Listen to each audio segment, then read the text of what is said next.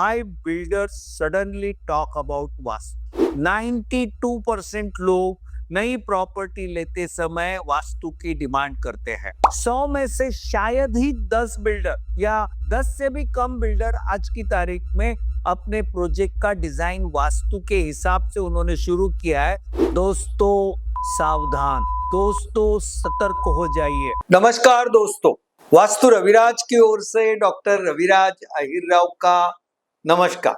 पिछले एक साल में रियल एस्टेट डेवलपर्स ने लगातार अपने रियल एस्टेट प्रोजेक्ट्स की एडवर्टाइज में वास्तुशास्त्र का नाम लेना शुरू कर दिया है। जितने सारे हाई एंड प्रॉपर्टीज है जिनकी कीमत 1 करोड़ से 100 करोड़ के बीच में चल रही है, यानी हाई वैल्यू प्रॉपर्टीज जो है, प्रीमियम प्रॉपर्टीज है, इसमें वास्तु की एक तरफ डिमांड बढ़ गई है, तो दूसरी ओर ये मौका परस्त रियल एस्टेट डेवलपर वास्तु को अपनी एडवर्टाइज में, अब ये देखिए ये कमर्शियल प्रोजेक्ट है, ये कमर्शियल प्रोजेक्ट में देखिए 4 पॉइंट लिखे हुए हैं, 3 लेवल, 16 फीट और वास्तु कंप्लायंस। आज कमर्शियल प्रीमाइसेस में इन्हें ये ऐड करने की क्या जरूरत पड़ रही है? ये देखिए, ये प्रोजेक्ट में पॉजिटिविटी और वास्तु कंप्लायंस पूरी तरह से आज की तारीख में, यानी पिछले कुछ वर्षों से वास्तुशास्त्र की डिमांड बढ़ रही है। मुझे याद है कि मैंने अपनी प्रैक्टिस के दरमियान सन 2015 में, यानी आज से 11 साल पहले पुणे में हमने एक प्रोजेक्ट का डिजाइन शुरू किया। आज भी इसकी तीसरी बिल्डिंग का काम चल रहा है, लेकिन ये प्रोजेक्ट बहुत प्रीमियम प्राइस पर और बेहतरीन तरीके से बेचा गया। इसका कारण ये प्रोजेक्ट सचमुच में वास्तुशास्त्र का एक बेहतरीन नमूना है। सबसे पहला सब्जेक्ट है कि why builders suddenly talk about vastu. आज से 3 साल पहले इकोनॉमिक टाइम्स द्वारा एक मार्केट सर्वे कंडक्ट किया गया था, जिसमें ऐसा कहा गया 92% लोग नई प्रॉपर्टी लेते समय वास्तु की डिमांड करते हैं। एक तरफ मैंने 2015 में पहला प्रोजेक्ट वास्तु के हिसाब से डिजाइन करने का काम शुरू किया और वो एक बेहतरीन प्रोजेक्ट बना। वास्तु रविराज इंटरनेशनल लेवल के कई सारे टॉप के डेवलपर्स के साथ हम रियल एस्टेट प्रोजेक्ट का डिजाइनिंग कर रहे हैं। दोस्तों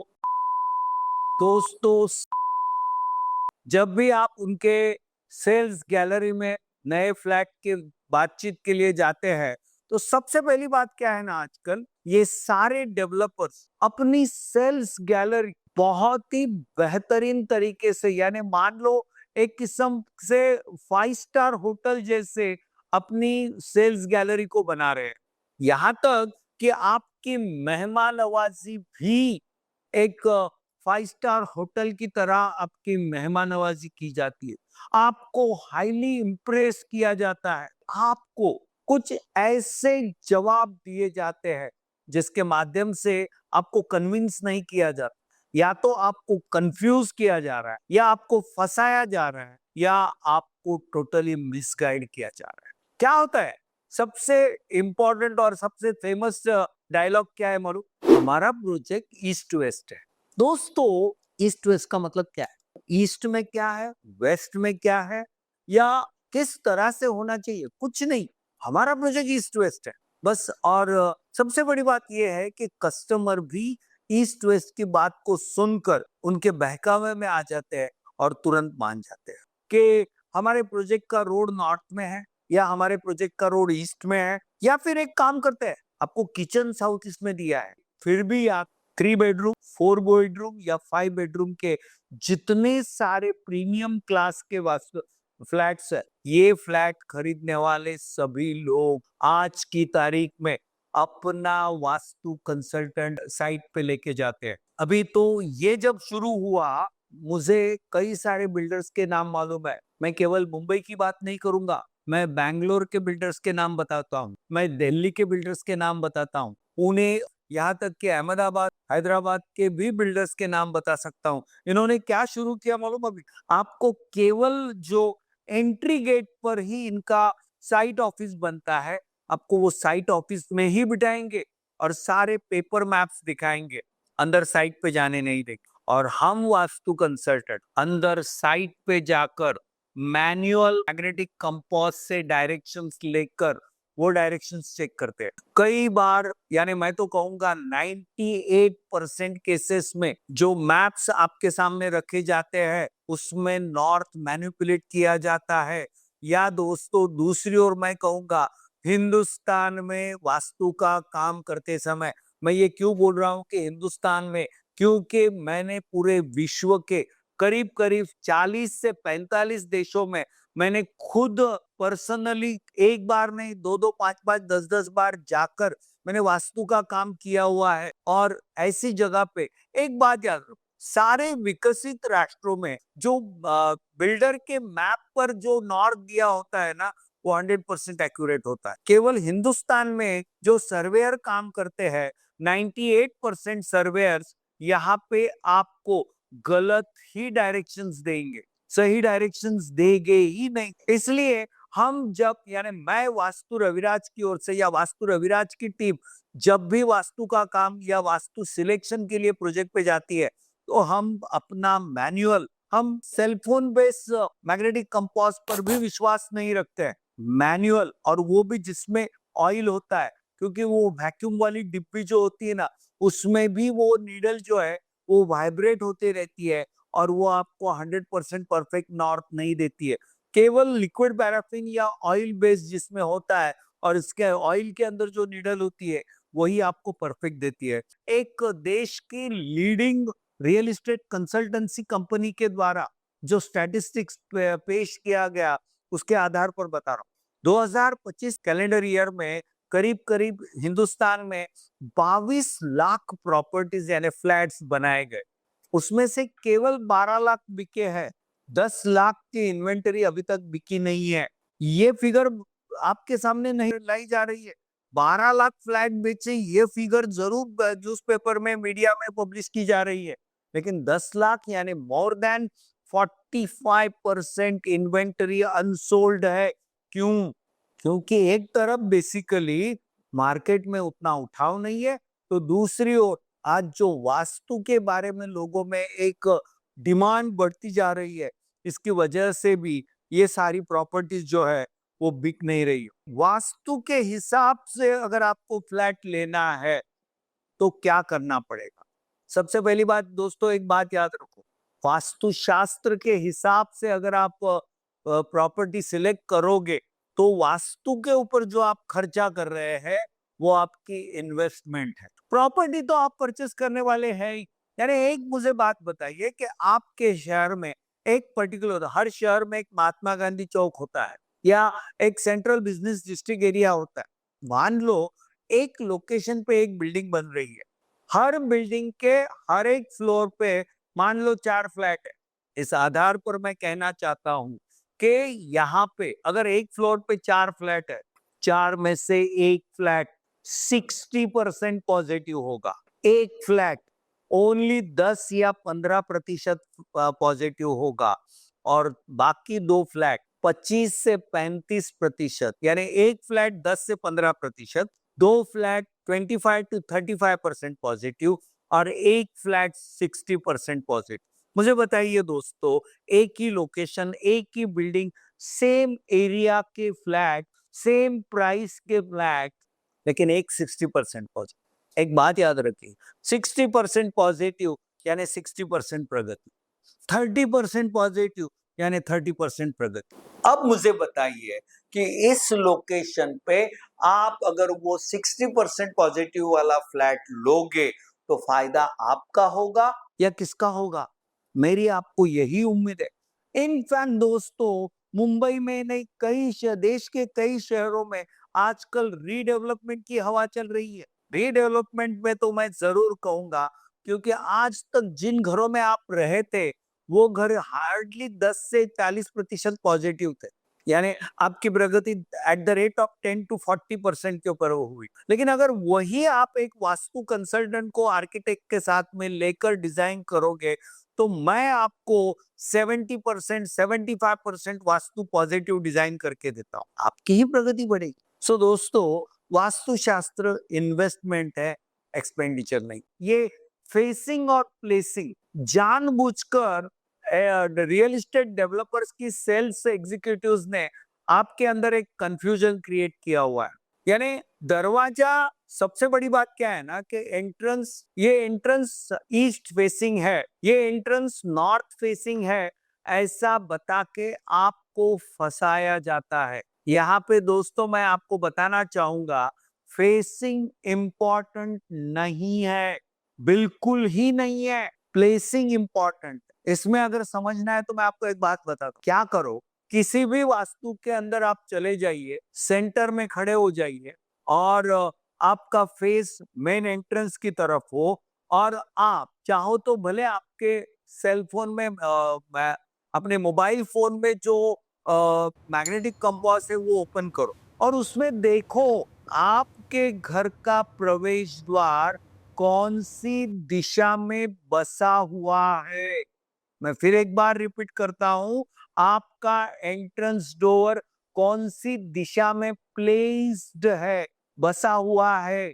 वो दिशा आपके घर के, आपके प्रवेश द्वार की दिशा मानी जाएगी, उसका फेसिंग नहीं माना जाता है। वास्तु के हिसाब से करना है ना, तो सबसे पहले प्लॉट का वास्तुशास्त्र जिसके 8 पैरामीटर्स है, मेन पैरामीटर्स है, यानी प्लॉट का शेप कैसा है, प्लॉट का उतार चढ़ाव कैसा है, प्लॉट किस जगह पे एक्सटेंड है, किस दिशा में कट है, और प्लॉट के अंदर जमीन में क्या क्या है, यहाँ तक के जो जियोपैथिक स्ट्रेस या कुछ डेड बॉडीज उसके अंदर, जमीन के अंदर गाड़ी गई है क्या, ऐसी कई सारी चीजें जो है वो 8 पैरामीटर्स प्लॉट के देखे जाते हैं। यानी केवल एक बिल्डिंग हो या पूरा एक कॉम्प्लेक्स हो, उस प्लॉट के कौन सी दिशा में नदी है, नाला है, स्मशान है, मंदिर है, हॉस्पिटल है, ये कई सारी चीजें, यहाँ तक के मॉल, मल्टीप्लेक्स या रेलवे स्टेशन या हॉस्पिटल, ये सारी चीजें को ऐसा लगता है कि मेरे घर के नजदीक अगर मंदिर होगा तो बहुत अच्छा है। इनफैक्ट वो एक बहुत बड़ा वास्तु दोष है, आपके घर के नजदीक कभी भी मंदिर नहीं होना चाहिए। अगर मान लो आप घर खरीद रहे हो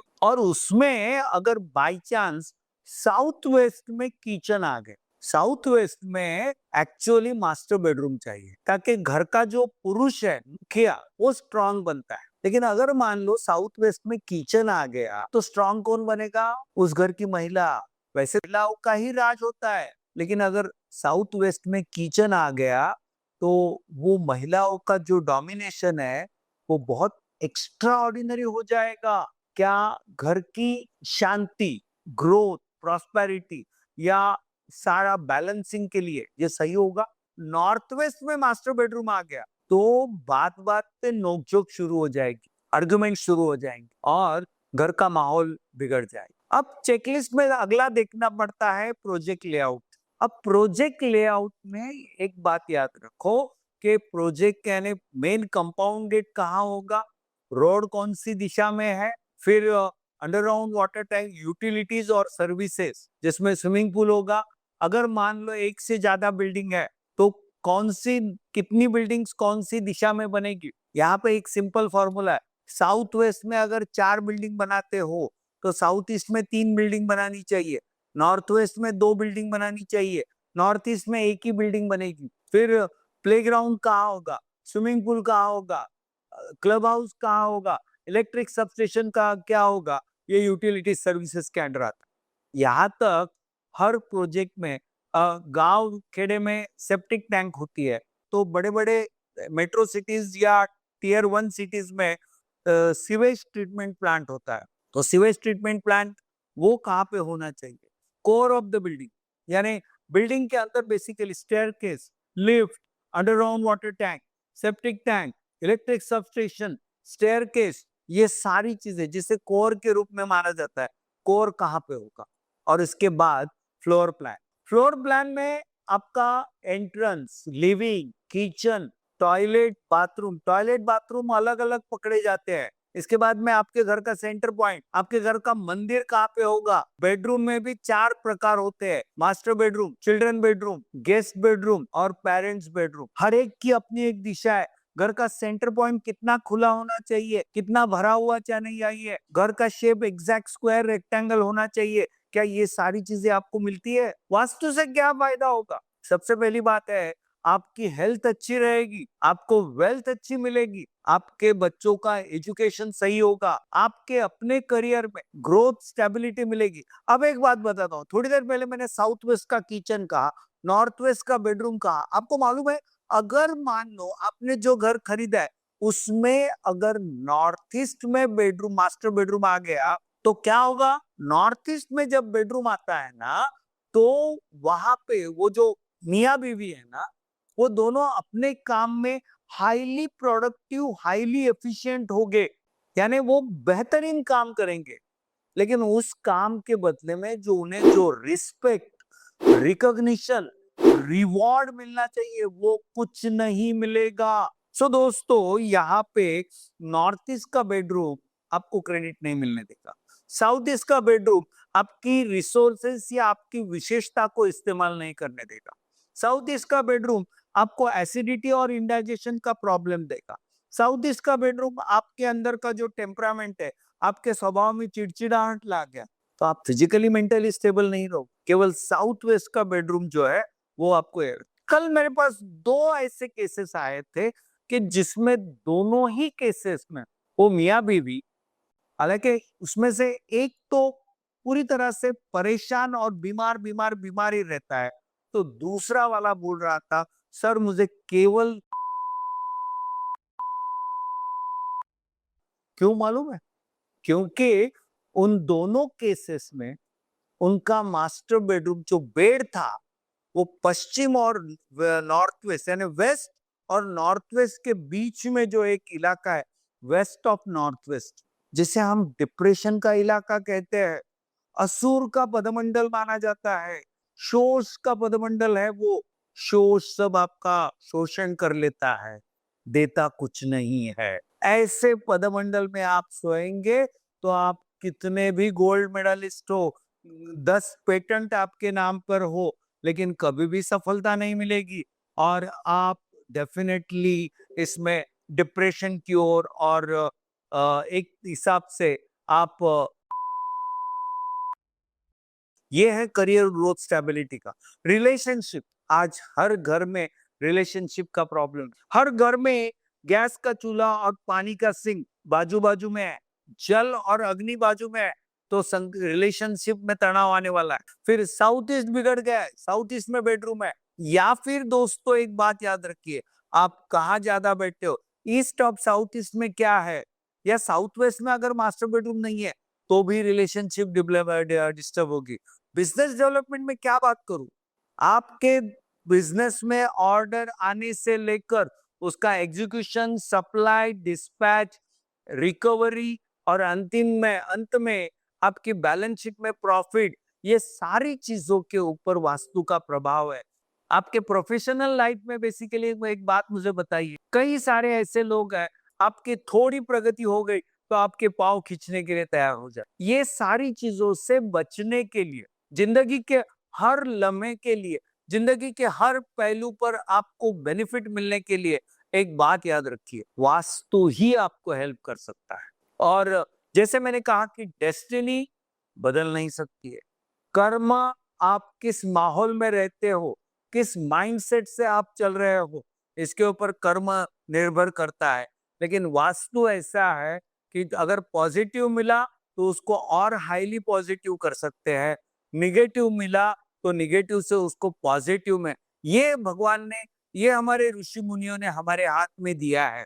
यानी अगर मान लो ये हमारे लाइफ का 33% का एक ऐसा सेगमेंट है जो आपके हाथ में है, जिससे अगर यहाँ पे 33 में अगर आपको 3 मार्क्स भी मिले हैं, यानी अगर आपका वास्तु 10% पॉजिटिव है, तो वो 10% को मैं 95% पॉजिटिव करके दे सकता हूँ। लेकिन दोस्तों मुझे एक बात बताइए, आज की तारीख में जब आप नया घर लेने जा रहे हो, मुंबई में आज की तारीख में 1 BHK 80-90 लाख, 2 BHK 1.5 से 2.25 करोड़ के बीच में, और 3 BHK 3 करोड़ के ऊपर। लगभग इसी तरह के रेट आपको बैंगलोर और दिल्ली में मिलेंगे। इससे थोड़े कम रेट आपको हैदराबाद और पुणे में मिलेंगे, या इससे थोड़े कम अहमदाबाद में, जयपुर में मिलेंगे। कहने का मतलब ये है, आप 50 लाख से करोड़ तक जो भी इन्वेस्टमेंट कर रहे हैं, प्रॉपर्टी की कॉस्ट कितनी है और वो प्रॉपर्टी अगर आपको 20%, 30%, 40% पॉजिटिव मिल जाती है, या आपने ऑलरेडी वो परचेस कर ली है, या आप जिस प्रॉपर्टी में रहते हैं वो 20%, 30%, 40% ही पॉजिटिव है, उसको बेसिकली आप अभी वास्तुशास्त्र के ऊपर कितना खर्चा करना पड़ेगा, कितना समय देना पड़ेगा, कितनी मगजमारी करनी पड़ेगी, ये देखोगे तो मैं कहूंगा वास्तु का खर्चा होगा चने के भाव में, और प्रॉपर्टी और लाइफ को बेनिफिट मिलेगा डायमंड के भाव में, गोल्ड के भाव में। ये बात है। आप जब एक बच्चा पैदा होता है तो उसको पोलियो ट्रिपल देते हो, कितना खर्चा आता है पोलियो ट्रिपल में? लेकिन जिंदगी में मान लो अगर पोलियो से आपके बच्चे का सेफगार्ड हो गया, तो पांव लंगड़े लूले होने से वो बच जाएगा, उसकी जिंदगी संवर जाएगी। वही पोलियो ट्रिपल जैसे वैक्सीन का काम वास्तुशास्त्र करता है। तो इसलिए दोस्तों, एक तरफ आप वास्तु के ऊपर खर्चा कितना कर रहे हैं और बेनिफिट कितना मिल रहा है, ये अगर आप देखोगे तो निश्चित रूप से यहाँ पे फायदा ही फायदा है। आप केवल एक तरफ गलत इंफॉर्मेशन देने वाले बिल्डर्स से मैं आपको सतर्क करना चाहता हूं, तो दूसरी ओर थोड़ा सा वास्तु के ऊपर सही ध्यान देने से आप अपने लाइफ के कई सारी चीजें, यानी आप 33% से आपका स्कोर बढ़ा, आपका कर्मा और डेस्टिनी, इनका 67 मार्क्स है।